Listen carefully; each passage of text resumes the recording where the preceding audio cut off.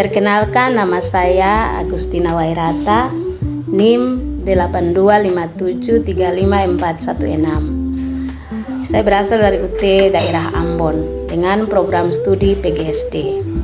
Iya, saat ini saya akan mempraktekkan mata kuliah praktikum IPA di SD dengan modul 3 KP2 uji makanan, yaitu menguji karbohidrat dan lemak.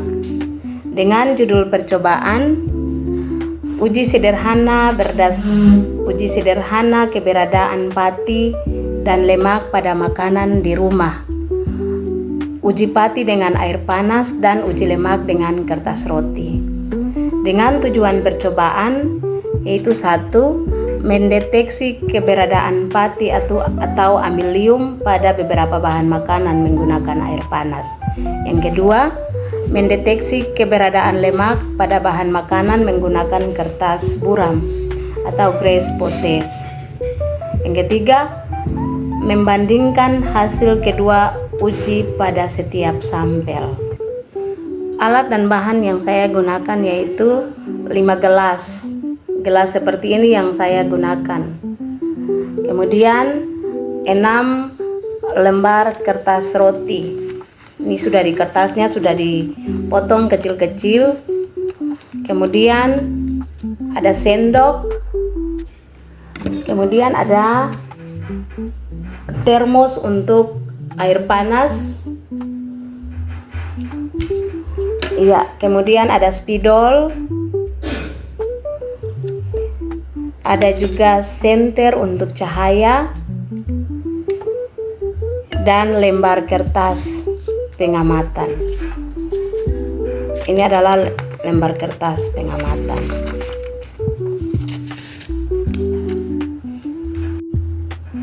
Bahan yang saya gunakan di sini yaitu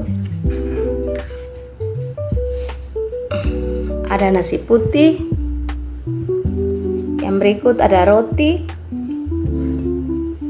kemudian ada minyak goreng, kemudian ada mentega, kemudian ada gula pasir.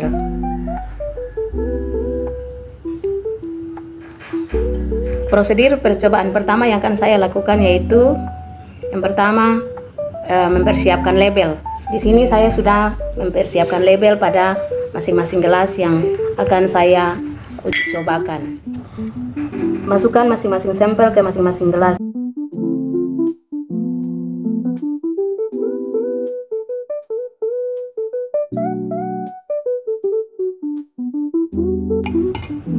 Iya. Saya akan menuangkan air panas ke masing-masing sampel di dalam gelas yang sudah ditaruh. Kemudian kita akan aduk masing-masing sampel.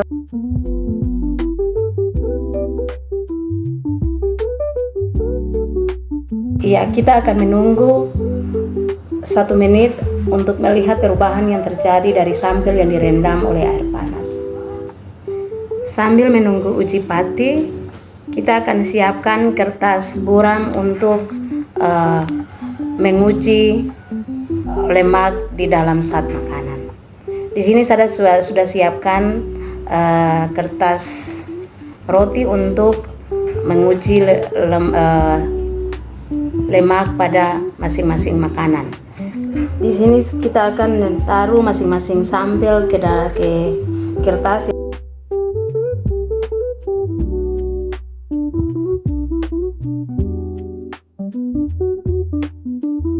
Ketika masing-masing sampel sudah ditaruh pada kertas roti, kita akan tekan untuk melihat reaksi yang terjadi pada kertas. Saya sudah menekan sampel pada kertas roti. Untuk itu kita akan menunggu 5-10 menit untuk melihat perubahan yang terjadi pada kertas. Dari hasil pengamatan yang saya uji, yaitu pada nasi, di sini terjadi perubahan, yaitu air menjadi keruh sedikit. Itu tandanya indikator patinya positif. Yang kedua, pada roti, air menjadi keruh dan dia menjadi lengket. Indikator pada roti ini adalah positif juga. Kemudian yang berikut, pada minyak goreng. Kita perhatikan pada minyak goreng ini airnya tidak keruh, minyaknya juga tidak larut. Itu tandanya indikator patinya negatif. Kemudian yang berikut pada mentega.